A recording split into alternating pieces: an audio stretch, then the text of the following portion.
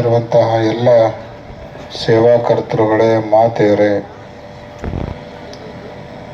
ಪಾದಯಾತ್ರೆ ಮೂಲಕ ಬಂದು ಕಾರ್ಯಕ್ರಮದಲ್ಲಿ ಪಾಲ್ಗೊಂಡಿರುವಂತಹ ಎಲ್ಲ ಯಾತ್ರಾರ್ಥಿಗಳೇ, ಮಾತೆಯರೇ ಹಾಗೂ ಮುದ್ದು ಮಕ್ಕಳೇ,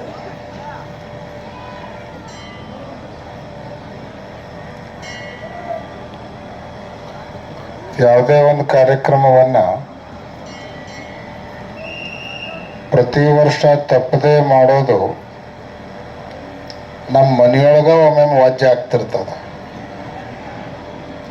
ವರ್ಷ ವರ್ಷ ಯಾರ್ದಾರೆ ಪುಣ್ಯತಿಥಿ ಮಾಡೋದಾಗ್ಲಿ, ವರ್ಷ ವರ್ಷ ಯಾವ್ದಾರೆ ಕಾರ್ಯಕ್ರಮ ಮಾಡೋದಾಗ್ಲಿ, 1 ವರ್ಷ 2 ವರ್ಷ 3 ವರ್ಷ 4 ವರ್ಷ ಆದಮೇಲೆ ಇದೇನಪ್ಪ ಕಿರಿಕಿರಿ ಅಂತ ಹೇಳಿ ಅದರ ಬಗ್ಗೆ ಮನಸ್ಸು ಬೇಸರ ಮಾಡ್ಕೋತಿರ್ತಾರೆ.